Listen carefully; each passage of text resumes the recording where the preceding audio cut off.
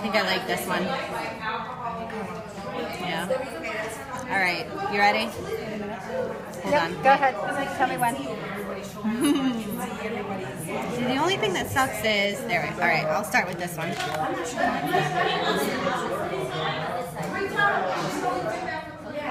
on, will you let me through? Yeah, they are stuck. We're forging our own way. You have the best angle. It's hard when you're on one side and you show me. Come on, there we go. Okay. I'm ready. Okay. So, deoxygenated blood is being collected from the upper half of the body through the superior vena cava. Deoxygenated blood from the lower half of the body is coming in through the inferior vena cava. All right. So all of this comes back to the heart, and they're meeting here. Pull that back out. So back here also, you have the coronary sulcus or the coronary sinus. It's the same thing. It's just this cavity here, this depression, that holds coronary veins. So the coronary veins collect all this deoxygenated blood from the vena cavas, and it's going to go into the right atrium. Okay, let me get my cut heart out now. All right. Hold on. Okay. All right. So you have the coronary sulcus on this one, or the coronary sinus, same thing, that's collecting all the deoxygenated blood from the vena cavas, which used to be here. So they're going to come into the right atrium. Okay. And what this is this is the right auricle. It's like a flap that covers it. So this is the outer covering. The cavity itself is called the atrium. So this is the right atrium. So blood passes through the right atrium, and it comes through the tricuspid valve.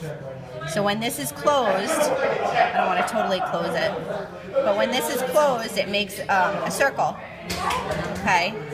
And that's the valve itself. So it passes through the tricuspid valve into the right ventricle. Okay, from the right ventricle, it passes through. Alright, so from the right ventricle, it comes up this way. It passes through the pulmonary valve. That's the exit from the right ventricle. It's the only way out. So it passes through the pulmonary valve, and it comes up, and it goes through the pulmonary trunk. Your pulmonary trunk is so tiny. So we're going to look at this one. So we're exiting the right ventricle. We're coming up through the pulmonary trunk. This is the pulmonary trunk on this one. You can see it a lot better.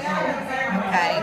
So this is exiting the right side, whereas the other big one that's coming out, it's more of like the center, which the left ventricle that it's coming out of takes up the majority of the heart.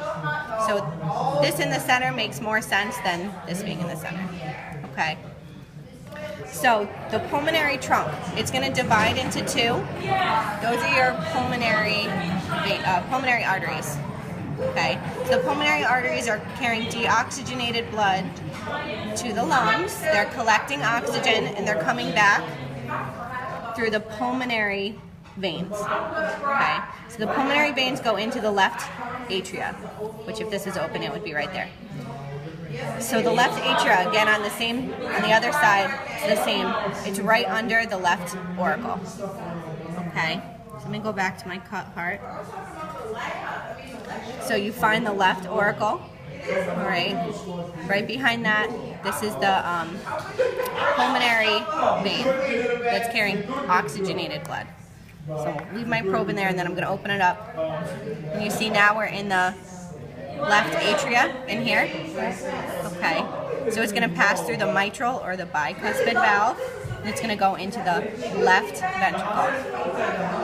All right, so coming out of the left ventricle, we're going to pass through,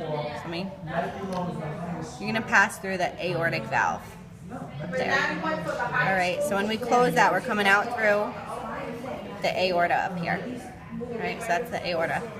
I'm going back to the full one again because this one has a better one. It's longer.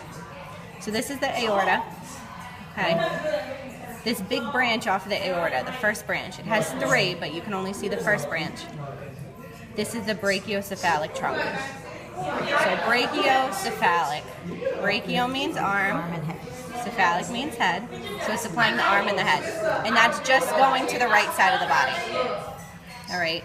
So this one becomes the common carotid, the right common carotid. Oh, they're loud.